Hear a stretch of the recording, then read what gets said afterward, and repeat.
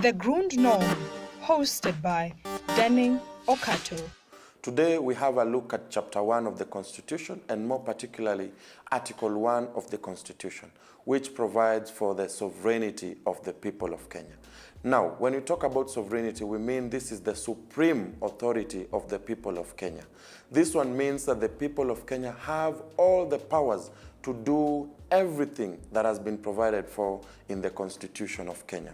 It means that Kenyan people have the power to exercise each and every right that they've been provided for in the Constitution. And that's why the first article of the Constitution goes on to state that all sovereign power belongs to the people and must be exercised in accordance to the Constitution. With this, we mean that as much as Kenyans have been given sovereign power, it must be limited to the constitutional provisions.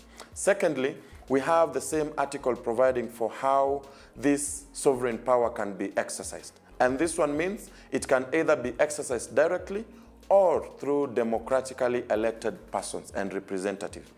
In the case of democratically elected persons, this means that Kenyans, with the sovereign power and the supreme authority that they have been given, can elect leaders, can appoint persons into offices, or can be part of the procedures of doing that.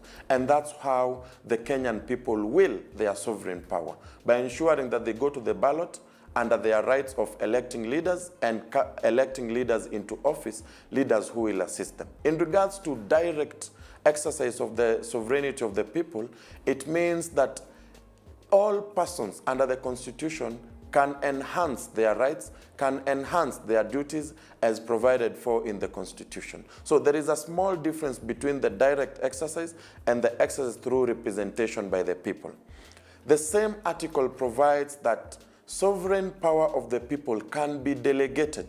And this is what we usually say, the arms of the government, because the Constitution has stated that sovereign power shall be delegated and shall be performed through either parliament or county assemblies back at the county. Number two, we have the national executive or county governments. And number three, we have the judiciary and the independent tribunals. This is how sovereign power is wielded by the people. By people electing or appointing members into these offices, that is how sovereign power is exercised. And you see, a good example, the parliament and the county assemblies. These ones are persons who've been elected by the Kenyan people. Parliamentarians sit either in the National Assembly or the Senate. When we come to the members of the county assembly, they sit in the 47 county assemblies.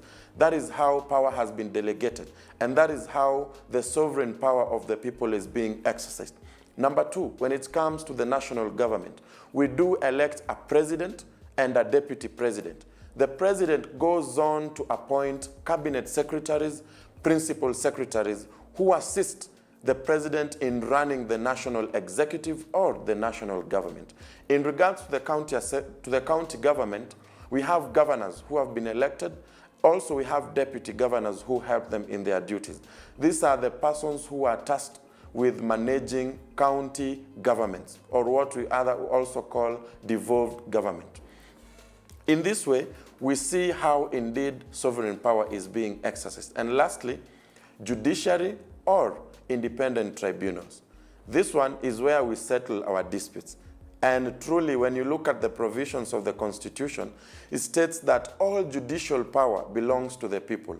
A true word of what Article 1 provides for, that all sovereign power belongs to the people. The same article goes ahead to provide that this power can be exercised in two ways, either at the national level or the county level. And of course, we have discussed this quite in detail, that we have two levels of government.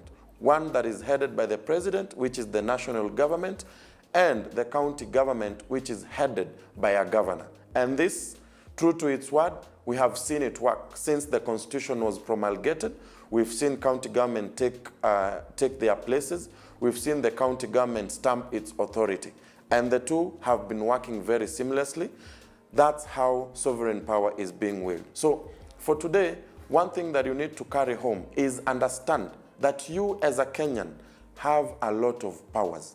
And these powers is what is called the sovereign power. You have supreme authority. Can you imagine having power to elect a president, having power to decide who goes into what office?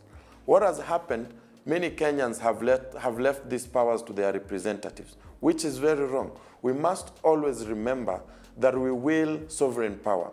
Going back to the preamble of the Constitution, we state that we, the people of Kenya, it's us, the people of Kenya, who bear the responsibility of ensuring that the sovereign power that we've been granted by the Constitution is not abused. It's not put into bad repute. We must ensure that we exercise this supreme and sovereign power in a very good way, in a way that promotes and dictates the morality of Kenyans, and ensure that indeed we are going to a place as a country.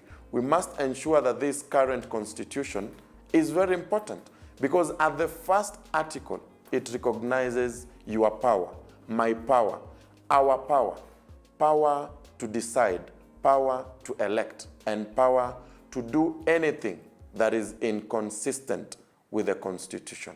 I have to tell you this, that the Grundnorm shall continue sharing the parts of the Constitution and educating you on how members of the public and everyone needs to understand the Constitution.